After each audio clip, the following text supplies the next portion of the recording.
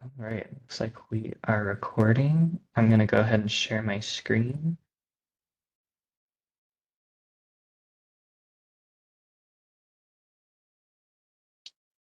All right, and then let me make sure I have the chat open as well as the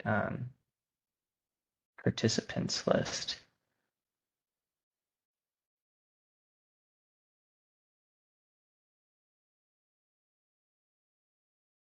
Let's see.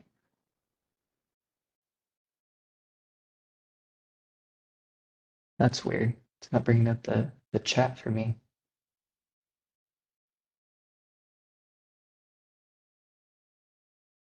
I have it if you need something, Daniel. But you can't see Okay. it at all. No, it's not. Yeah. Okay. Ooh, that's not it. I can see the participants, um, but for some reason it's hiding everything from me. It's not even giving me like the little drop down. Let me see if I can bring it up while if I exit out of screen share mode. Okay. I'm trying sharing my screen again. Okay, that worked for some reason. Interesting. All right. Thanks everyone for joining today. Welcome to the 2024 ZAP Tier 2 application webinar. We're really excited to have you all here. Yeah, go ahead and put your names and your organization where you're joining from in the chat. Introduce each other, let you know where our different grantees and potential grantees are coming from. So our agenda for today is I'll do some brief introductions to the ZAP team, and then I'll talk about ZAP, a brief overview, as well as the Tier 2 process and how that works. I'll talk about eligibility and the timeline, and then I'll go ahead and jump into an application demonstration, and then we will have questions at the end. So if that sounds good to everyone, we'll go ahead and get started. All right. So for who anyone doesn't know, my name is Daniel Sturgios. I am the Grant and Communications Coordinator for ZAP.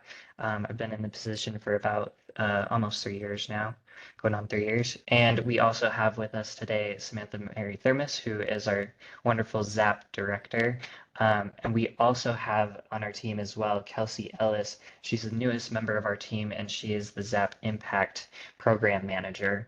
And so we are a small but mighty team, but we are always working on ZAP stuff and loving it, and always excited to work with you all.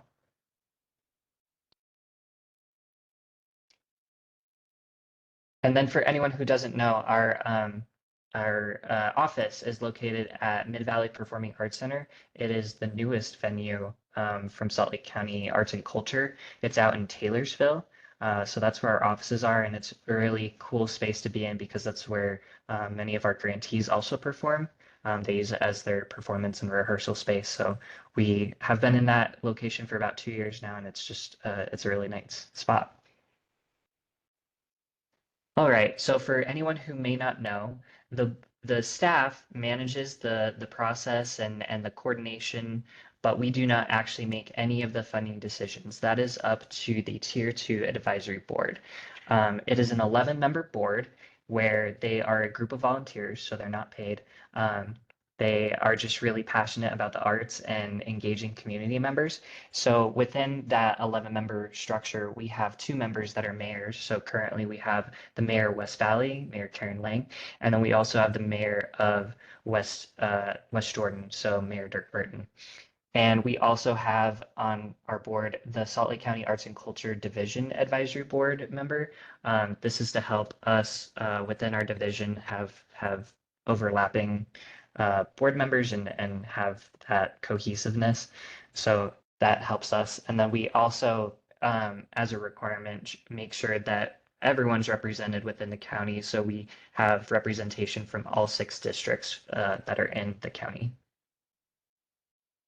And so the board, what their role is that as after you submit the applications, they take those applications and review them. They form into subcommittee meetings that are based on discipline, and I'll go into the disciplines a little bit later, but they form these subcommittees and they do review each individual application and make funding recommendations. Now, once they make those recommendations, they will pass them on to the county council, who then approves them. All right, so the ZAP overview. The mission of ZAP is to enhance resident and visitor experiences through art, culture, and recreational offerings. This is our mission, and we fulfill it by supplying grants to nonprofits. The purpose of Tier 2 funding specifically is to enhance the county cultural offerings and community and to build organizational capacity. This is really important because ZAP funding is meant to help your organization build capacity and stabilize capacity, but it's not meant to be the sole or majority fiscal support for your organization. So the board, as a practice, tries to stay around 50% or under of your revenue source.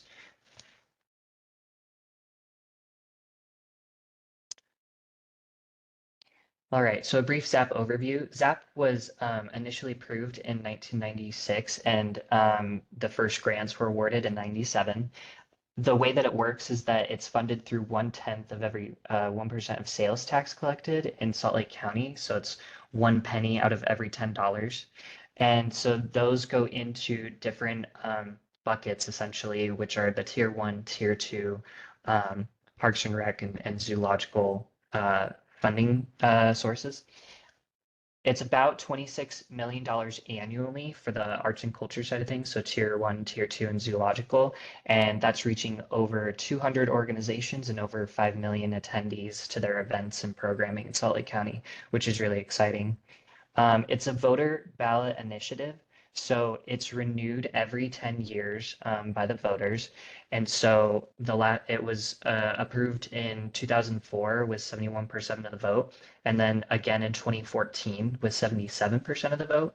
And so the next time that'll be on the ballot is actually this year. It'll be in 2024 in November. So you will see that on the ballots this year in November, and be sure to tell people about it. Be sure to tell your patrons and your volunteers, and let them know that that is happening this year.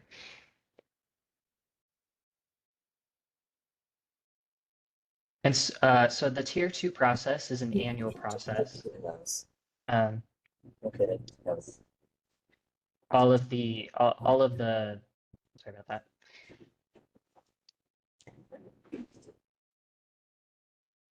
So it is an annual process, and it's a competitive process. So funding is not guaranteed. Just because you may have been awarded in the past does not mean that you are guaranteed funding from year to year. And it is competitive. As I said, we have over 200 organizations that are currently in Tier 2 at the moment. And it can fund both operational and project funding. So it can be an organization that's arts, culture, botanical, historical focused, or it can also be a project that they may work on, like a specific project that's within their nonprofit. And so the way that the funding is broken down is that Tier 1 receives 45% of the ZAP revenue, and then followed by Parks and Rec with 30%, and that goes over to Salt Lake County Park and Recreation Office. And then the 16% is awarded to the zoological category. So that would be like Hogle Zoo and Tracy Aviary and the aquarium. And then the 9% is in Tier 2. And so if any of you are really good at math and are able to see how 26 million breaks down into 9%, you'll notice that last year we awarded about $3.4 million, which is really incredible. And that went to 207 organizations, which is really exciting. And we're continuing to see it grow each year. And these offerings that the 207 applicants are creating is just incredible to see, really. Over 17,000 events, over 4 million attendees. It's also stimulating the economy with jobs, contracted services, and then a really robust volunteer base. Lots of volunteers that are passionate about working in the arts, which is really cool to see. All right, so eligibility. So who can apply for ZAP? ZAP, to qualify, you must be a 501c3 organization, and that must be when you submit your application. So as you fill out the application, you will be required to upload your 501c3 IRS tax exempt document, and that is a requirement. Even if you're still in the process, you will have to supply that specific document. Providing arts and culture programming in Salt Lake County. So many of our grantees do programming also outside the county, and we support that from a loving standpoint. But we, as a fiscal side, we can only support those events that are happening within the county itself. So once it goes outside of Salt Lake County, the ZAP funds can't be applied towards it. And then fits within the ZAP discipline. So we have a lot of disciplines, as you can see, and your organization must clearly fall within one of those disciplines. So either your organization, or if you're applying for a project, then the project. And those disciplines definitions can be found on our website, but you must very clearly fall within those. If there's kind of gray area, the board will be confused and kind of question whether or not that you're truly eligible. So you'll want to be clear with that within your application. And so what can funding go towards? Well, so as I said, it can be general operating or a specific project. Allowable expenses, a lot of people use it for rent and utilities, or rental of a stage or a venue space. Also staff, if your organization is arts and culture focused, you can apply it towards your staff. And then artist fees, a lot of use it to actually pay their artists. But also a lot of other supplies, marketing expenses, equipment rentals, music, royalties, that sort of thing. So it is quite a wide array of what you can apply the funding towards. Now, what does ZAP not fund? Well, there's a long list, and this is within the application as well as on our website. There's just a few that I do want to point out. Events outside of Salt Lake County. So as I said, we can only fund the things that happen within the county itself. So if you're doing programming outside of the county, just make sure that within your application, you're making sure that you're being very clear about where your funding is going towards and what programming that's happening within the county. Capital improvements, this would be things like if you are building a building, or you're making improvements to a building, or let's say you want to do some kind of public art like a sculpture or a mural. None of those things are able to be used for ZAP funds. Regranting, so this is things like scholarships, or maybe you have a grant of your own. Unfortunately, your ZAP funds can't be used for that. Activities that are primarily religious in purpose. We get a lot of questions about this one. People that are doing like Christmas concerts, those are fine. Don't worry about that. It's more for things that where the event has like proselytizing, like they're trying to have them join the particular group, or things that are having the audience like partake in specific religious activities. So as long as there's none of that involved, and it is more about the performance, then it should be fine.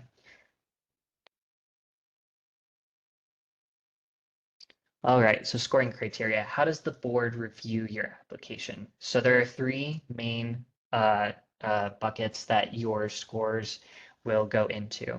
And in the application, we've kind of added an extra help language this year to help define which questions go into which score.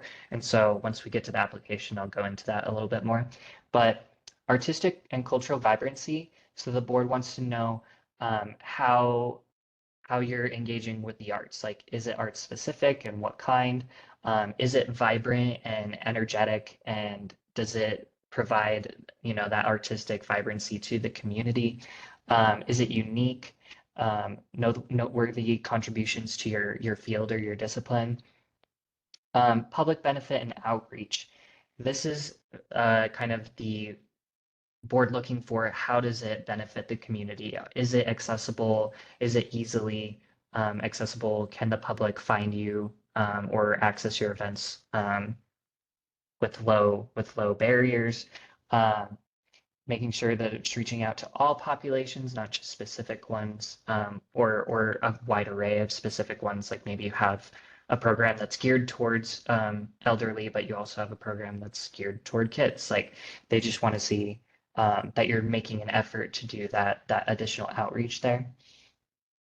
And then demonstrates meaningful relationships. So are you in the community working with other partners? That's a really good thing to include on your application. Are you working with perhaps other ZAP grantees? Like naming that will certainly benefit that score. And then organizational capacity. They want to know that you're stable, that you're not relying solely on ZAP funds. Are you engaged with your board? Strong partnerships, again, with other agencies, and then diverse funding. So maybe not even just ZAP, or specific grants, but are you receiving revenue from ticket sales? Are you receiving funds from foundations, that sort of thing? Those can also boost your application scores. Those scores are on a scale of 0 to 5. And so they will score a 0 to 5 for each of those 3 categories. And then you get your average score, and your total score, which is out of 5. All right, so application timeline.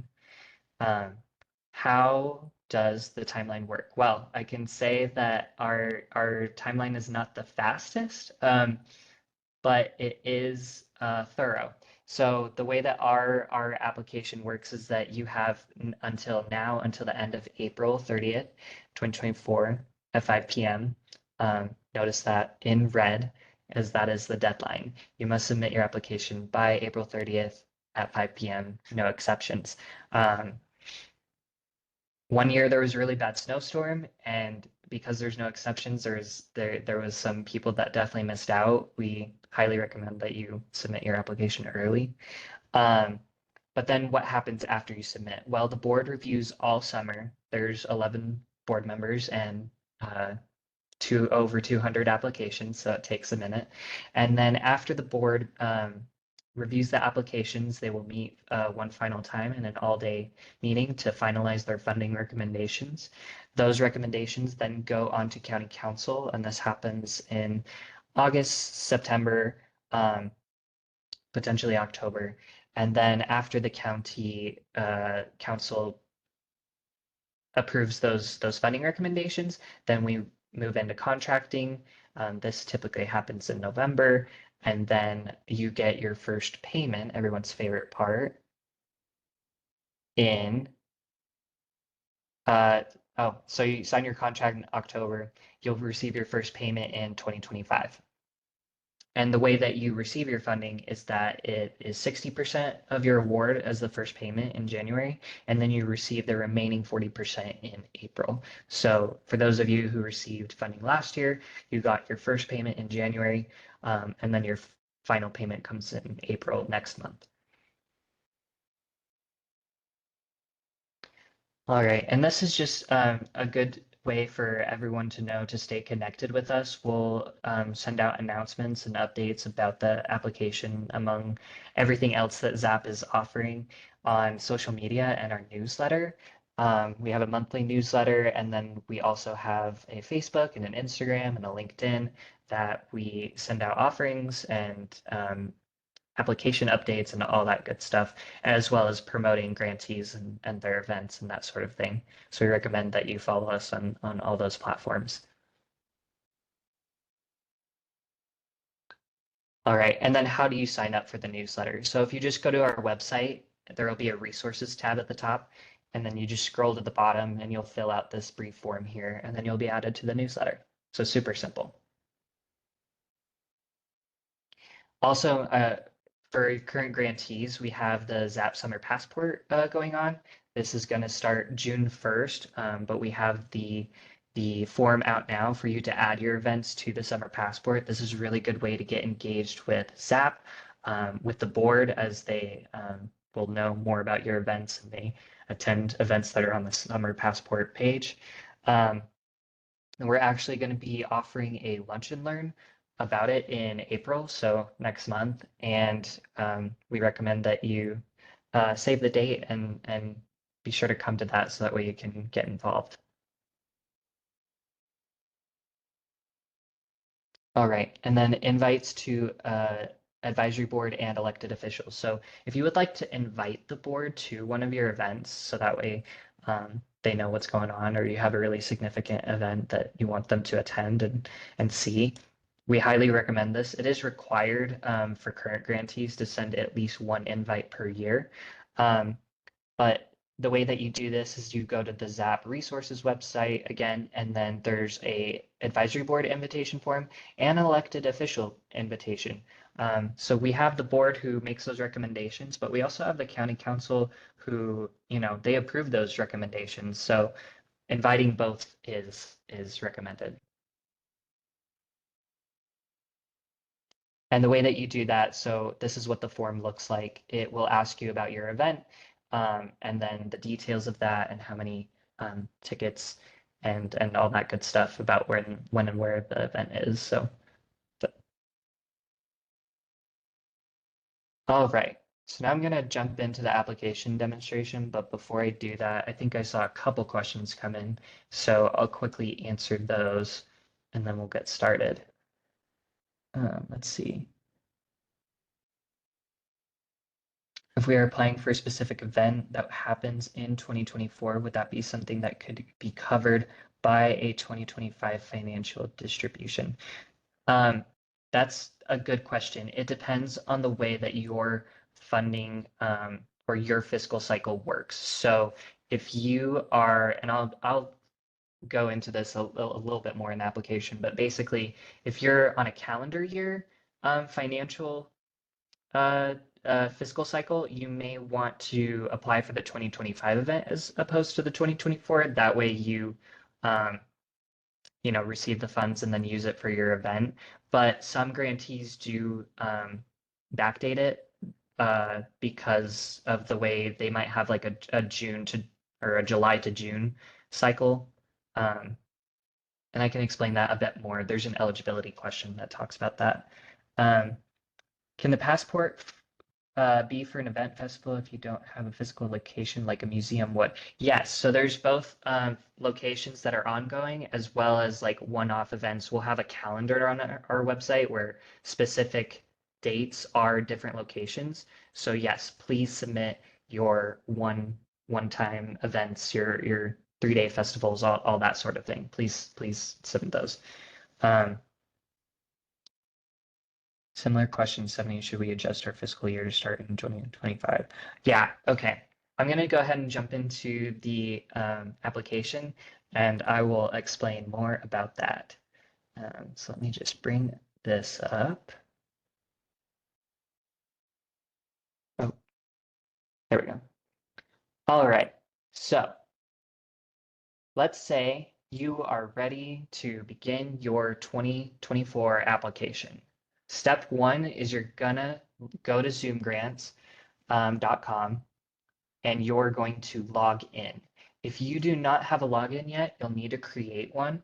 We recommend that people create an email that is specific for your grants. So like grants@saltlakearts.org or development@arts.org. And this is specific because that way, in case there's any changeover, like maybe one person's doing the grant this year, but next year someone else is going to do it, or if you have a role change in staff, that way it's not tied to an individual person's name and their email, but rather the organization. So all that you have to do is just pass on the password and they can change the password. It makes it a lot easier. If you don't do that, then we have to basically, I contact ZoomGrants and then they change it on the back end. And then we reset the system, and that way you get access to the past applications, but then it kind of deletes some contact info that you have to go in and re-enter. So it's best to make that change internally on your side. That being said, if you don't have access to last year's application, please contact me and I can certainly help out with that. So we're going to go ahead and log in. I have a login. And this will bring you to your home page. But you'll notice that on this page, there is no 2024. Well, okay, it shows 2024 for me because I started it, but normally that wouldn't be there. And so you're asking yourself, how do I access the application? Now that you're logged into ZoomGrants, now you're going to go to the ZAP website. This is where the link is to start the application. And just to start the application. So you only have to do this once. After you've gone to the ZAP website and access the application, you don't have to do this again. You can then log into ZoomGrants and it'll be ready for you. So what you're going to do is go to Grants and scroll down past the general requirements and apply for Tier 2 funding. Tier 2 funding, we have a brief description here, and then access the 2024 Tier 2 application. You're going to go ahead and click that, and then it's going to bring you to this page. Now, for me, it says apply again, and if you've already started an application, it will let you know that you've already started one. So don't submit two or don't create two. You only need to create one. So that's where the button is, where you'll click apply now. It'll say apply now, and then you will be able to start your application. So because I already started mine, I'm going to go back to my account and go ahead and click into the application. Okay. So now that I've started, and so once you click apply now, this is what it'll bring you to. Here are some instructions. Most of this I've already gone over, but you'll want to make sure and you read through this. And then the one thing that I do want to point out is if you are a new applicant, make sure you just reach out to us to double check you're eligible. And then you'll also want to make sure that in eligibility requirements, there's a couple things here. So for those of you who are applying for under 22,000, you do not have to you don't have to submit any additional financial information. So the financial review or audits, any kind of thing like that, you don't have to submit. But once you, so that's up to $21,999.99. If you put 22,000, we will expect you to submit those documents. So please, if you plan on not submitting those documents, do not put 22,000. Put a number that's underneath. If you're applying between 22,000 and 42,000, you have to submit a certified financial review, as well as your peer review letter. Peer review letters, that is just a document that your external audit will have. You just ask them for it, and then you will upload that. You may have had one in the past, but they expire every few years, so you'll want to make sure that it's up to date and not expired. And then if you're applying for 43,000 or over, you'll need to submit a certified financial audit. And if you're applying for over 85,000, you'll need 3 years of consecutive audits, and it must be the most recent 3 years. It cannot be like a year ago and then previous. It needs to be the most recent 3 years. All right, and then here are the funding use restrictions like I talked about. And then one thing I do want to mention is that make sure you also submit your organizations funded in 22. I did skip over this.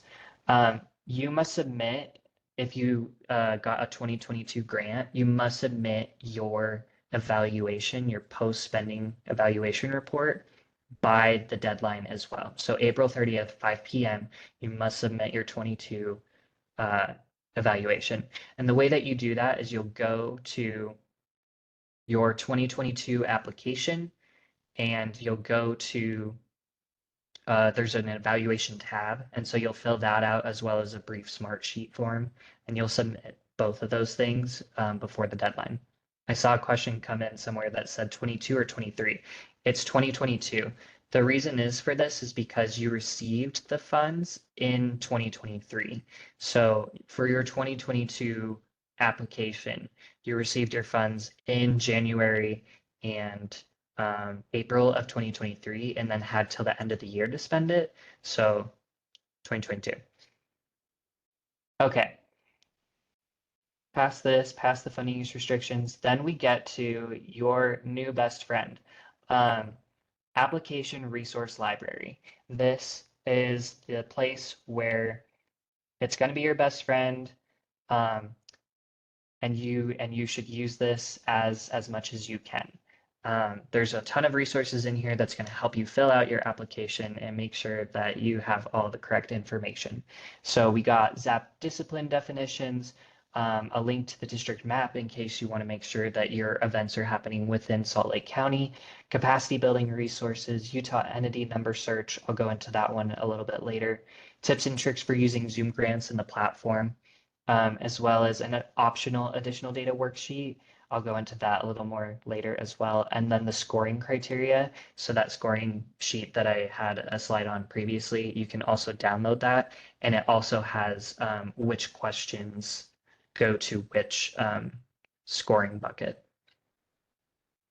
So please use this. All right, starting our application. This is where you'll go ahead and put in your DBA. So let's talk about this for a second. Your organization, whatever the 501c3 name is, that's what you'll be that's what's in your profile. And that's what we want in your profile. But if your organization goes by a different name, then like the community knows you as something different, then this is where you'll put that in. And if you also like are undergoing a change name, please let us know, because that helps us know that you are still the organization, as we could try and keep track of that and make sure that you're not being categorized as a brand new applicant. Now, if you don't have a name change, then just go ahead and copy and paste your organization's name exactly as it is in your profile into the DPA box. Amount requested, 15,000. This little note right here that says request cannot exceed 7% of the total tier 2 budget. Don't worry about that too much. That's just saying, so for total of tier 2, so last year we awarded 3.4 million. No individual organization can receive more than 7% of that. So, but none of our organizations are close to that threshold. So don't think on that one too much. 15,000, this is where I just put in a number, but this is where you'll go ahead and put in your award amount, or sorry, the requested amount, and make sure that you are being mindful of this number.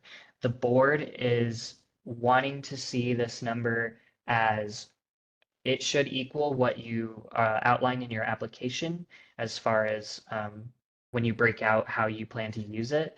But it should also be something where if you are expanding your programming, you should be explaining that. If you just put a number that's higher than what you awarded last year, they'll say, okay, but what are you increasing? Are you increasing your staff? Are you increasing your outreach efforts? Like, you'll have to explain the number that you put in. So make sure that you're being mindful of it.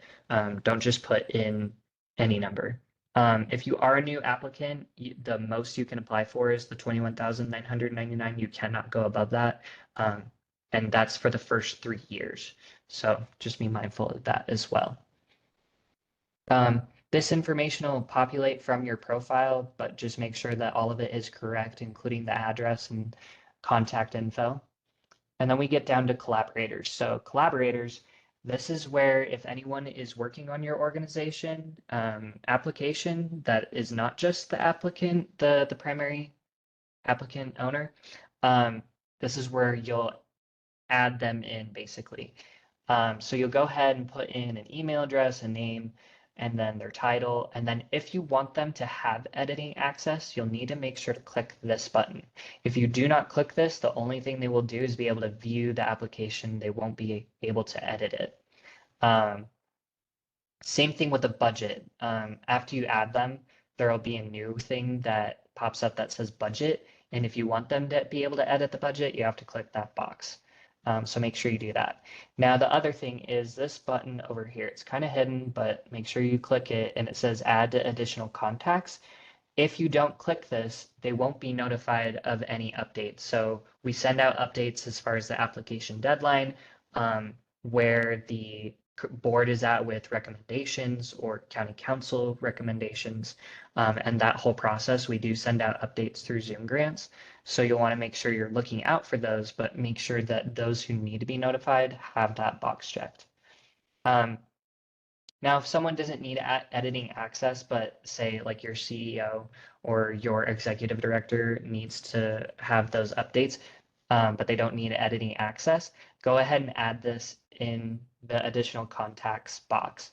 That way they receive those notifications. Okay, Utah entity number. This is super important. Make sure you enter in the right number. This is not your EIN. This is not your UEN. Or sorry, this is your UEN. Not your EIN and not your charitable solicitation number. It's not any of those. And how do you find this number? Well, you can go to your best friend and there is this link and it says Utah entity number. And it'll bring you to a website where you're able to search your organization and you can find that correct number. So make sure you use this to verify that you need it. All right. That website also will tell you if your number is expired, so make sure it's also up to date. All right. Secondary contact, please put in someone else in case we need to reach your organization and your applicant contact is not responding. We'd love to have more than one person to be able to contact if needed. And then as well as a budget contact, sometimes the board has questions about your budget. And so we can reach out to the applicant contact, but if you have a fiscal person, we can also reach out to them as well. So please add that. And then optional social media links, Facebook, Instagram, Twitter, which is now X or whatever, LinkedIn. It is optional, but we highly recommend it. The board does look this up as they want to see, who are you and who are you advertising yourselves as online. They want to see that you're actively engaging within the community, not just in person at your events, but also online. It is a way for new people to learn about your organization, to find your organization. So they want to be able to see that. And if you have a Facebook account, but you haven't made a post in a few years or an Instagram account and it hasn't been updated since 2014, consider going in adding some stuff because the board does look at that as well. They notice if you're active or inactive. And so while that doesn't necessarily impact the scoring one way or another, they do try to, in addition to your application, just learn about your organization in general. And this is a way that they find pretty easy. So highly, highly recommend adding that. Okay. Any questions about the application summary tab before I continue on to eligibility?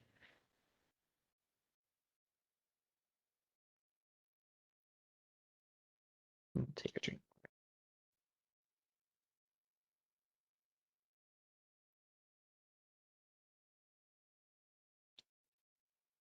Okay, I'm not seeing anything in the chat right now. All right, so eligibility check. There are instructions for this page as well. You can show hide that if you need to. Again, deadline, funding eligibility, 22 funding. Organization, you must be a 501c3 nonprofit or a municipality, so go ahead and select one or the other. Or an affiliate, part of a university, that can be an option as well. you'll use the university's 501c3 basically. Organization's primary purpose, you'll want to select that as well. If your purpose is not one of these two, but it is another, but you have a specific project that you're applying for, that's when you can answer yes or no to this. Project program, about one thing about those is that if you apply for a specific project, you must keep separate books for it because you'll be applying with that budget, not your organization's overall budget. And that is for the board to be able to see for this project or program that the ZAP program may or may not support, how is the funding currently, because they want to make sure that the individual project or program is also not relying solely or the majority of their revenue for ZAP. Organization's eligible discipline, you'll go ahead and select the discipline that you fall into.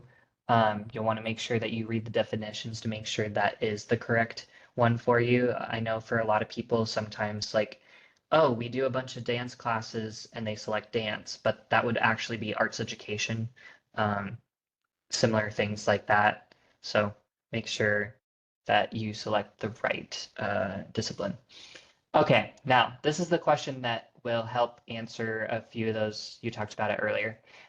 During what 12-month period will you spend your requested funds in requested 2024 funds? So you'll receive the funds in 2025 if you're awarded. You'll want to make sure that it aligns with your fiscal year and falls between January 2024 and December 25, because you'll need to use it by the end of the next year after you receive the funds.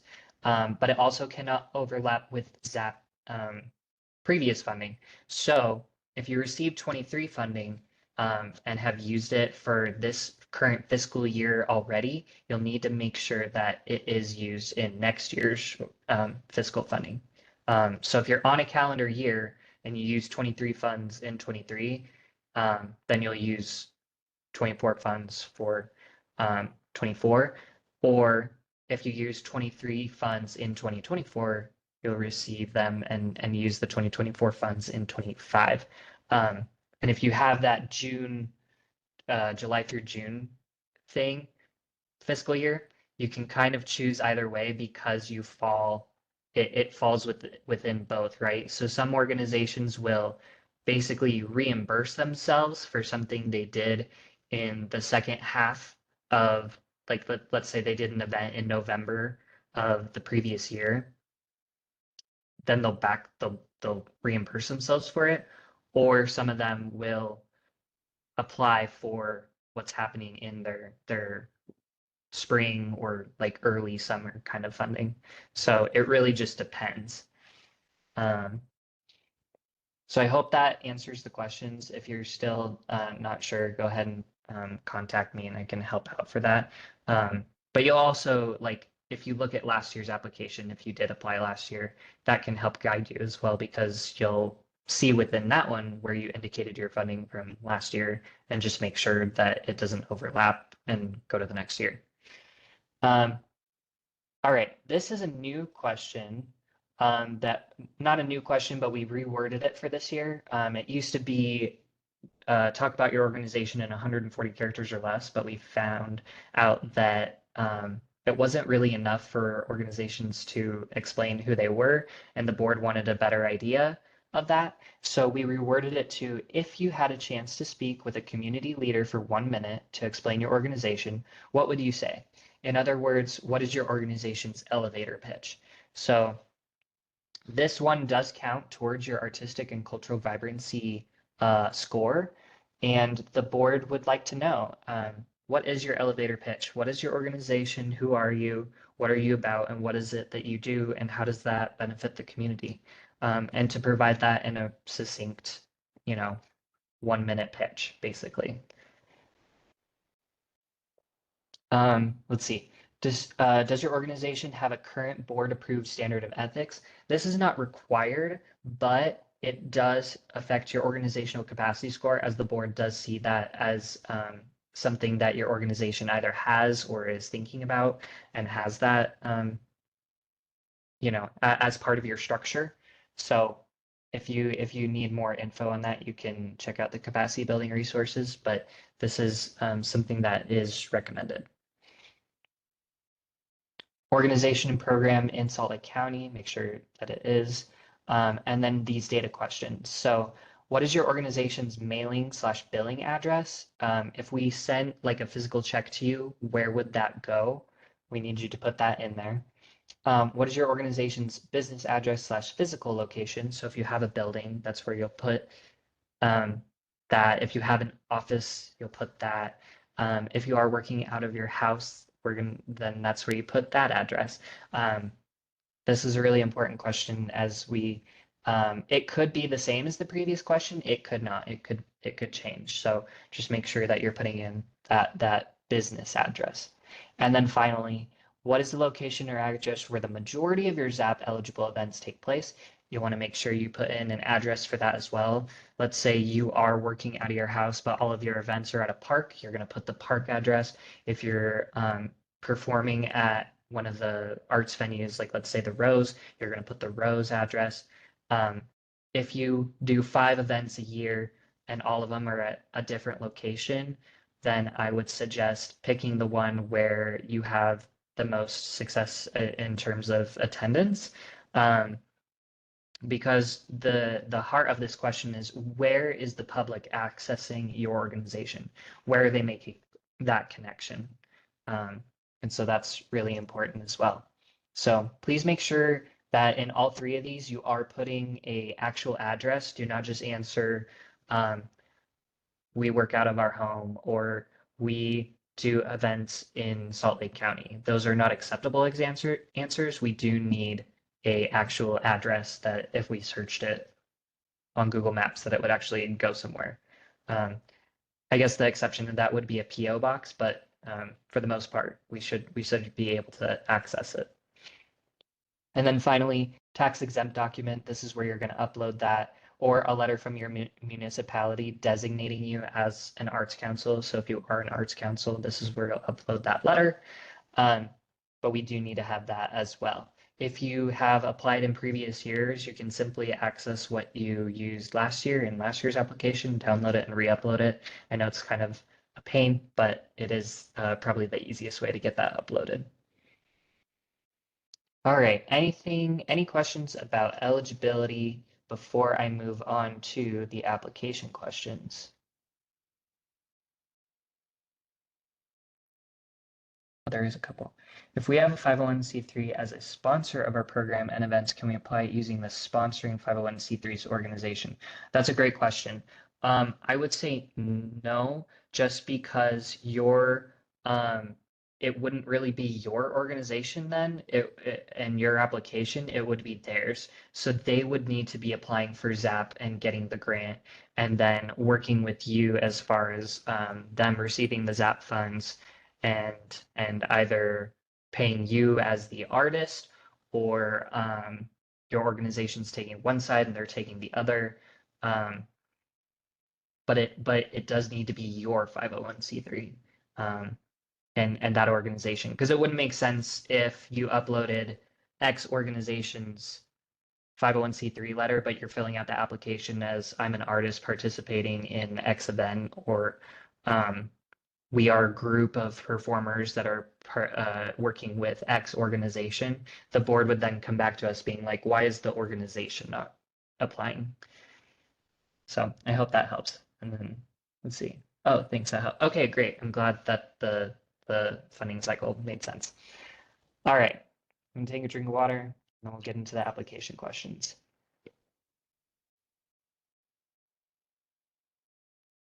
Okay. So let's start off with the video example. This is not one of those places where we're just going to say you're on your own, kid. This is where you can benefit your application. It can count towards your artistic and cultural vibrancy score. It's not required, but it's optional and highly recommended. One way I like to describe this optional thing is that if a picture is worth 1,000 words and a video has 30 pictures in a single second, you do the math on that, but that's a lot of words, right? And so the purpose of this is that the board can see and actually like visualize what it is your organization's doing. So if you have a video from an event last year, add that in. If it's just like a Facebook Live that you did, add that. If it's an Instagram reel, that's a highlight reel of what you did last year, add that in. The board really wants to like be able to see and visualize what it is that you're doing. Singers and performances, they love to hear your voices, or they love to hear your orchestra.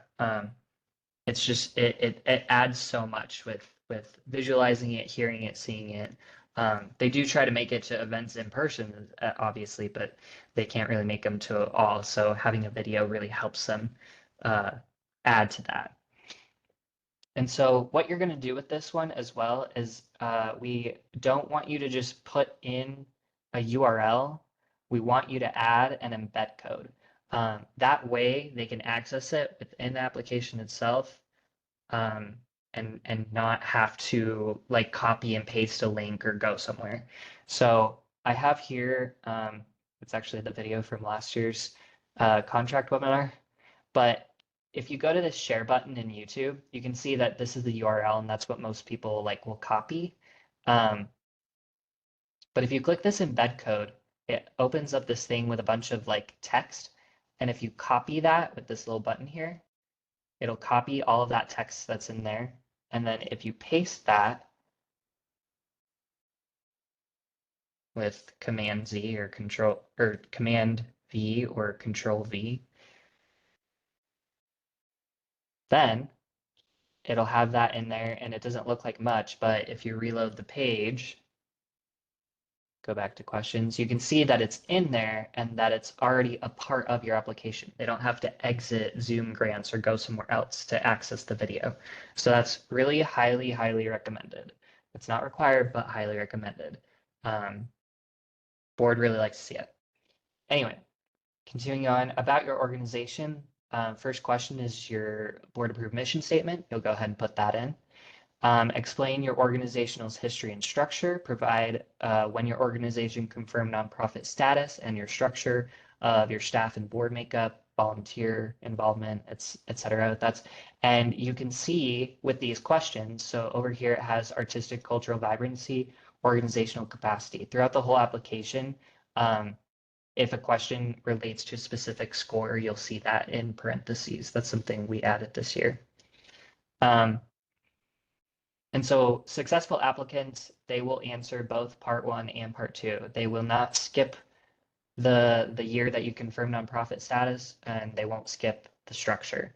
They'll give a detailed outlook of we have our executive director and we have our teachers and our board and volunteers and all that. All right, number 3, enter in your total operating expenses from your last completed fiscal year. I'll go into that a little bit later as far as like how to calculate that.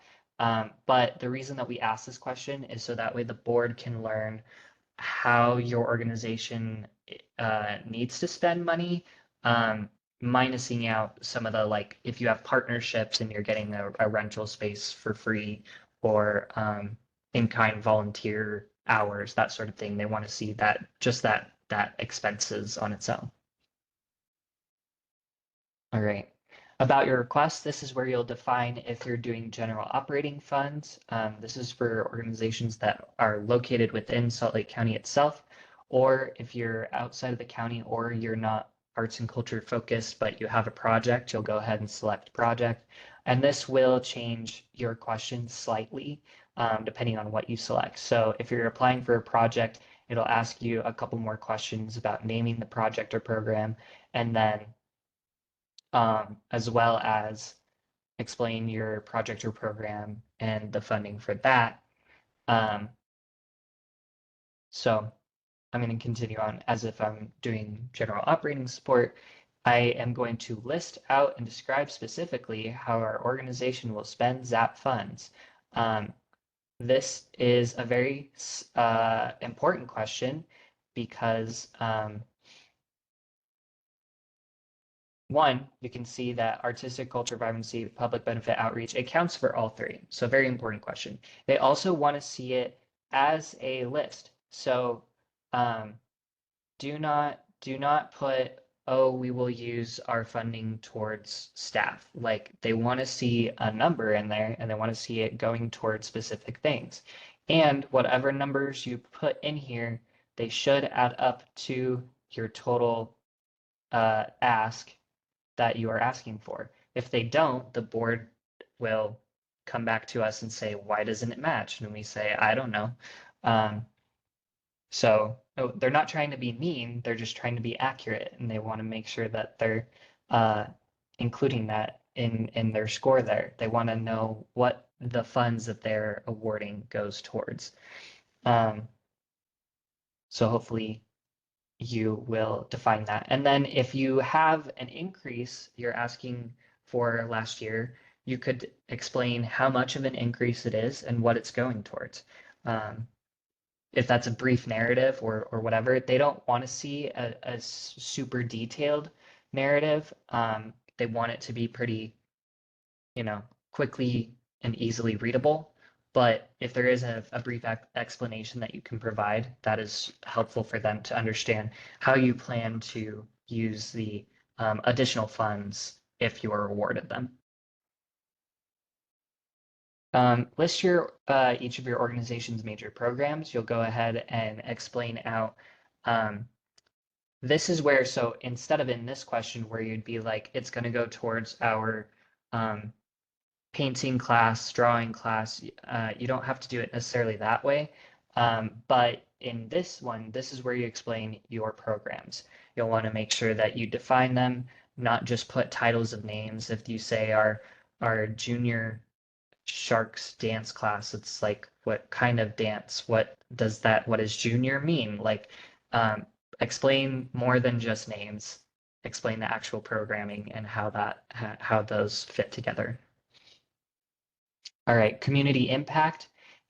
Tell a story from the past year of a moment when it was clear that your organization positively impacted the community. They want to hear a narrative story about when you impacted the community and it was meaningful. They want to hear about those interactions and how that affected your organization and affected the public. And then explain your organization's efforts to expand your audience to make sure you're serving all residents of the county. They want a detailed explanation of this. Do not put, we are reaching out to all communities in Salt Lake, or we reach out to Title I schools. They want to hear, who are you currently reaching? So if you are working with Title I schools, they want to hear that, but then they want to hear, did you try reaching out to other communities? Did that work? Did it not work, and why? And then they want to also hear how you plan to further extend your outreach. Again, if you're asking for more funding, they want to understand, where does that go? What is that increasing? How are you attempting to grow your audience and reach out to new communities? And so they do want to hear all three parts of that. Successful applicants answer all three parts of that question. All right, progress report. They like to hear a brief explanation of if you received funds last year and how you're using that. If you're not using that, if you didn't receive funds last year, then you'll enter not applicable. But if you did receive funds, they don't expect you to have spent it. They just want to know where you're at with it. And is it still on track to how you described in last year's application? All right. And then this section here, requesting over 22K or over.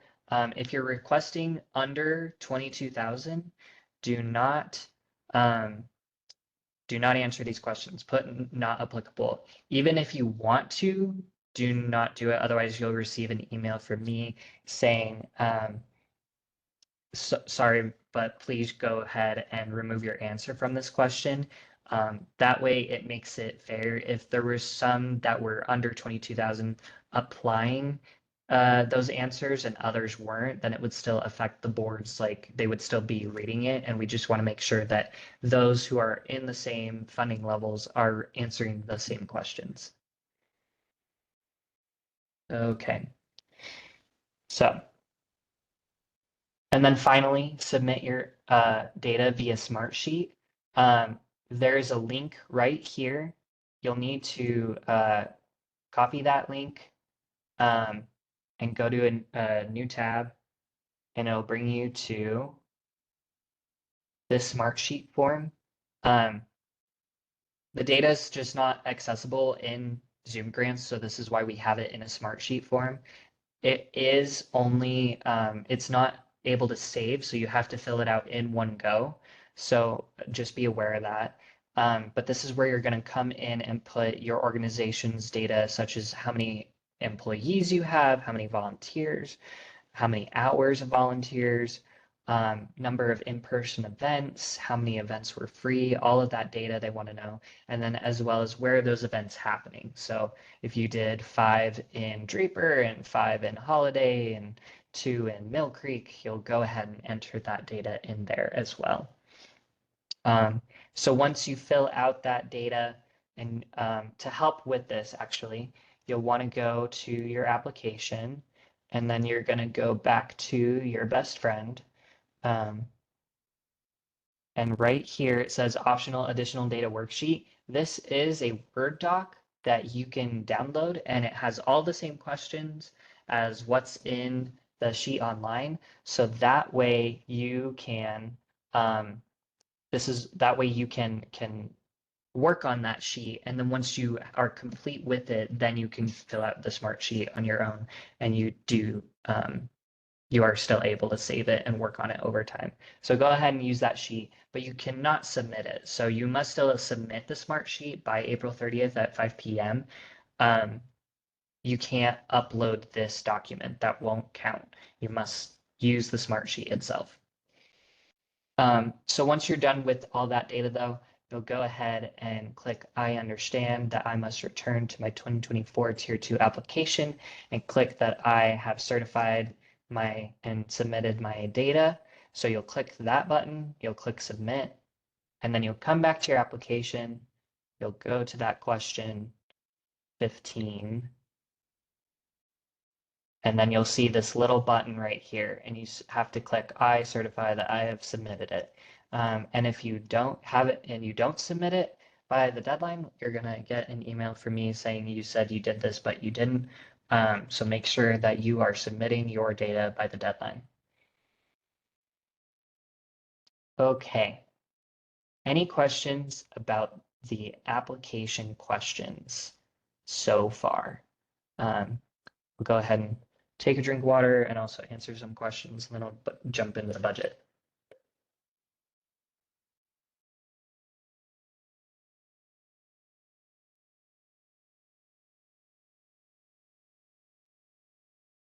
What's the successful rate of applications from a new nonprofit organizations with a short history?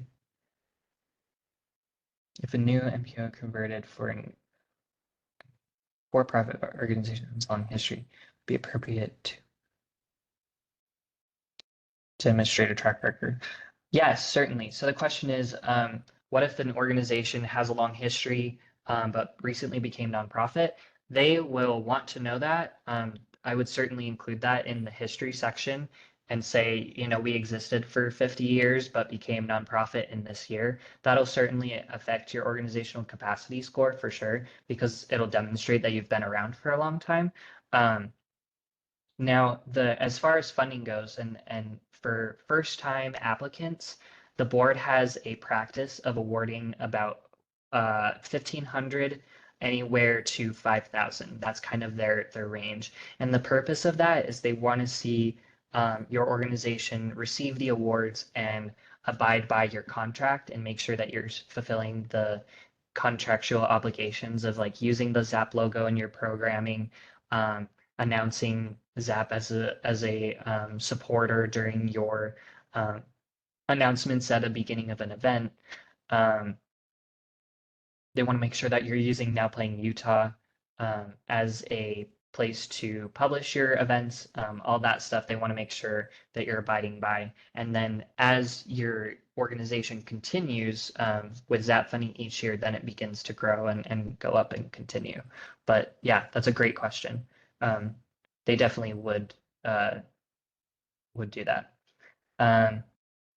Let's see, is this data for question 15 from 2023? It's from your last year, so yes. If you have a July to June thing, then it might be July 22 to June 2023. But if you have a calendar year, then it's just the year of 2023. Yes, it's just your most recent event data that we're gathering. Yes. Perfect. All right, let's go ahead and jump into the budget. So the budget here, there are instructions that you can see. These help your person, if it's your budget person or yourself, filling out the application. Make sure you fill it out the right way. But basically, you're going to come in here and you're going to fill in these tables. It auto-saves automatically once you click out, so pretty easy to fill out. Just make sure that you're putting everything in the right line item. And very specifically, make sure that the ZAP grant column is the amount that you received last year, if you did, as well as the amount you requested. So in your current fiscal year projected, you'll go ahead and put in your 2024 number. And if it needs to match your request. So in your request, again, it must match this. If it doesn't, you're going to get an email from me saying, hi, thank you so much for putting this in your application. It doesn't match, please fix it. So you'll want to make sure that those match. And then make sure that you're, again, just putting everything in the right columns and the right fields. And then as well as your expenses, you'll do the same thing. Go ahead and put it in for the most recently completed fiscal year, your current fiscal year, and your projected fiscal year. Let's see. So once you do that, you'll also have this budget narrative. Please explain your budget. These board members are not familiar with your budget. They don't understand it. If you just fill in numbers with no explanation, they're like, okay, so they have 20,000 coming from other funding source grants. What grants? Are they from the state? Are they from a national entity? Are they from another ZAP grantee? Like, where is it coming from? If you're doing ticket sales, like explain the ticket sales. Are those ticket sales by your patrons? Is it donations? Like they just want to know. You want to make sure that you explain this budget to someone who is unfamiliar with it. And if you have some line items that maybe the numbers look a little off or like, it just doesn't seem like it's in the right place, you'll want to make sure you explain that budget and why those numbers may look odd, but they're not. Yes, please make sure you use the budget narrative. Okay, and then finally, again, so you'll use these tables and fill it out, but when you have, and you're done and all the numbers are correct, you've verified it, you'll want to make sure that in your application questions, you come in here and put the correct number into question number 3. So in the budget tab, table 2, so your expenses, column A, subtract any in-kind, column A, line 20, and use this number. So you'll go into the budget. You'll go to this table 2. You'll take all of your expenses and then minus out line 20 and then put that number. And if that number doesn't match quite, you might be hearing from me, or you may not. The board member just may take it off of your score, but they do want to make sure that that number should equal, and they do that math. They don't just kind of assume that you've done it correctly. They will check your numbers. So please make sure that you're doing that right. Otherwise, your score could be impacted and thus your funding as well. Okay, any questions about the budget? Also, if you want to work on the budget externally, when you're in, let's see. Yeah, if you want to work on the budget externally, you can always click, there's a print preview of this application and it'll download the full thing as a PDF. And so you can use that as well if someone else doesn't want to work on it within the application. But again, you cannot upload it. It must be filled out within that table. Okay, and then finally, so documents, everyone has to upload an org chart. They want to see your structure. Yes, you explained it in there, but they also want to understand how does that fit? Who has what roles? How does that work? And then for all that are requesting over 22K, you have to submit a board member list as well as an auditor's peer review letter. Again, that is a letter that they will have on hand. You just have to ask them for it and it should be up to date. 22K under 43K, this is your certified financial review. And then audits, either 1 year or 3 consecutive years. You can also add other things if you have programs like a pamphlet or if you're doing a play and you have a program, you can upload those visual documents as well. Kind of like the video, it's optional, but really good to see. Images, this is helpful for both the board because they love to see photos of your events and programming. It also helps ZAP staff. So as we try to promote events on our social media pages, they will take those photos and use them in the social media, which is super helpful. So also a really good resource there to add that. But that is the application. I have a couple more things to go over, but are there any questions about the application itself, questions about the application, resources, etc.?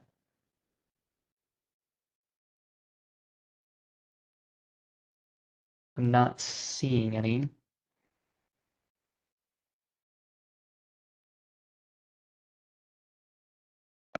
Check my notes.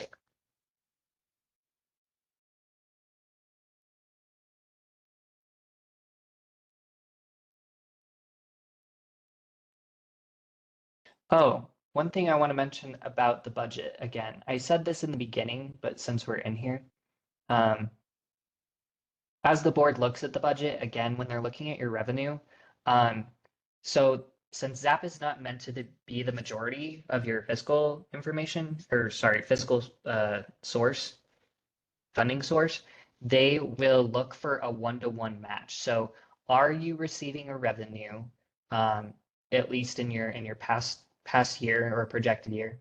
Are you receiving a revenue that's equivalent or greater than what you're requesting? So if you're requesting 15,000, they'll want to make sure that you have at least 15,000 in your budget. So just wanted to re-emphasize that one. And then as well as, so again, you'll want to fill out your 22 application, or sorry, your 22 evaluation. If you go to your account profile, or sorry, your account home, you'll see within the approved applications, this one's for 2021, you can go in here, or you can click this button either way, but you'll need to add the evaluation. And so you'll go into the application itself and it says evaluation. This one says overdue, but this is where you'll come in and put all of that information, answer those questions there as it is required and is required by the deadline. So just make sure you're doing that. Okay, I'm gonna go ahead and exit our application here, jump back into our presentation, and all right, we're gonna bring us home. Okay. Again, Smartsheet, it's external, but is required as a part of the application, so make sure you are submitting that by the deadline. Re-emphasizing the ownership, the person that creates the application becomes the applicant contact. They are the ones that have the control. No collaborators can add other collaborators. They must be added by the applicant contact. Application must be submitted by the applicant contact. They are the person that owns the application. Let's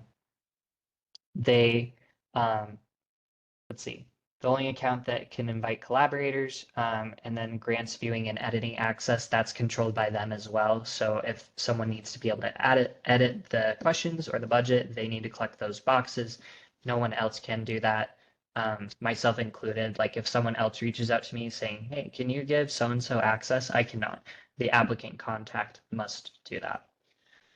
Collaborators, you have to actually invite them, and the viewing privileges again.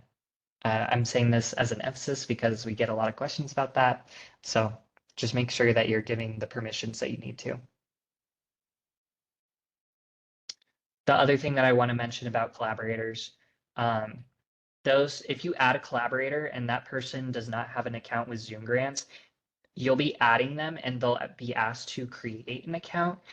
When they do that, it's creating like a collaborator specific account. It's not doing the same thing as creating an overall Zoom account, ZoomGrants account. It's doing like a ZoomGrants collaborator account. So if you try to give them last year's applications, you have to add them as a collaborator every year. So sometimes we would recommend, if they are going to be working on a lot of stuff, go ahead and create a ZoomGrants account and then just add them as a collaborator. It's more beneficial for you in the long run. Okay, application due date. It's in red, Tuesday, April 30th, 2024 at 5 p.m. No exceptions. Please make sure that you're hitting that deadline. Yeah, don't miss it. If there's a snowstorm, if there's a power outage, it's not, unfortunately, it's not going to matter. We recommend you submit your application at least 48 hours before the deadline. That way, if there is anything that happens, you still have the application that is in on time. And to be counted in as on time is all three parts. So you're going to submit the application in ZoomGrants. You're going to submit the Smartsheet additional data form in Smartsheet, and you're going to submit the evaluation as well. So all three components. And I guess the evaluation has part Smartsheet too. So really that's four things that you are clicking submit on. So make sure you're doing that. We recommend that you whitelist or add notices at ZoomGrants, as well as my email, to your safe sender, so that way you're not getting them into your spam or into that like email quarantine thing or anything like that. If you do not have access to previous years, please contact us. We can help get you access one way or another. Add your collaborators using tips and tricks for ZoomGrants in the resource library. That's super helpful if you're having difficulty navigating the platform itself. So be sure to use those resources. Other things that are happening with ZAP, we do have a grant writing impact program workshop on the 20th, or sorry, the 19th. I don't know why I said the 20th. It's on the 19th, and you can use that QR code to RSVP. It is not tier 2 specific, but if you're just trying to learn more and improve your grant writing skills in general, this is a really good session. We have panelists from the Gail Miller Foundation, one of our tier 1 board members, and someone from Utah Arts Festival who both has grants and applies for grants. So we have a really good panelist lineup, and we'll be doing some brainstorm or networking roundtable sessions. And so it's going to be a really good event. We also have a lunch and learn about the Zedmer passport coming up. So save that date, and we'll have more information about that upcoming soon. But these are really good offerings for you to get more involved with ZAP and learn more about us and be with us. But that is the application. Questions. I'm going to remove this off screen so that way you can see my face, not just something else. Okay. I did see a couple come through. This is data. Okay, answer that. We need to update account information. Do we need to do that through you? My ZAP emails, etc., still come in with the previous grant writer's name. Great question. Let me actually bring up ZoomGrants right now, and I can show you how to do that. So I'm going to share my screen again. Maybe.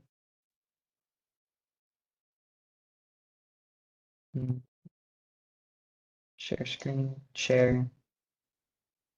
Okay, So let's say you have access to the previous person's account, but you need to go in and update it. In your account profile, you have all this right here. So you have your user info and you have your organization info, but you need your email to be updated and accessed, and you do have access to your previous year's stuff.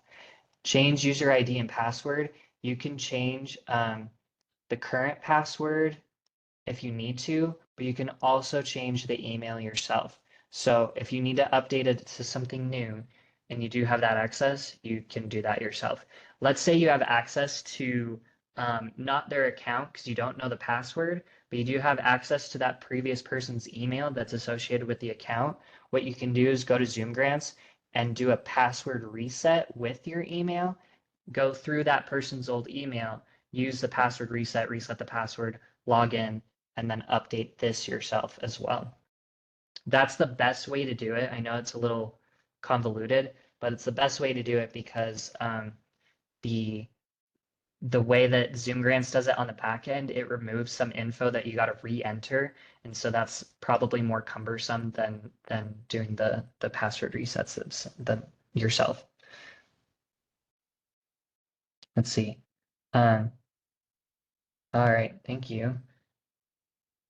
Let's see, can you post a link to the workshop? Yeah, you can use that QR code. I also, let's see if I can find that link real fast.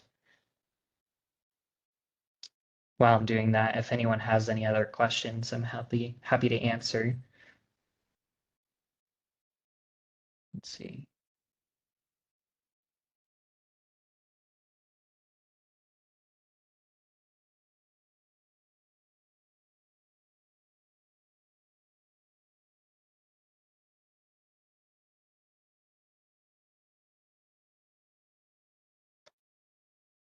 That is so weird. I can't find it in at the moment. Oh, I know where it's at. Any other questions about the application or I don't know, anything ZAP, anything ZoomGrants, all that good stuff. I am happy to answer. Otherwise, yes, feel free to exit. You've been a wonderful audience. Thank you so much for joining today. I'm glad that you did. Your application will certainly be on the right track to being successful, and the board will appreciate you filling out the application with all the correct information. They're going to be stoked that you attended because we know that'll improve your grant. So yes, thank you. I'm still looking for that Smartsheet link, but I do have it. Okay, think this is it. Yes, this is it. Okay. So for those who wanted to register for that workshop, you can go ahead and put that. There's a link in the chat.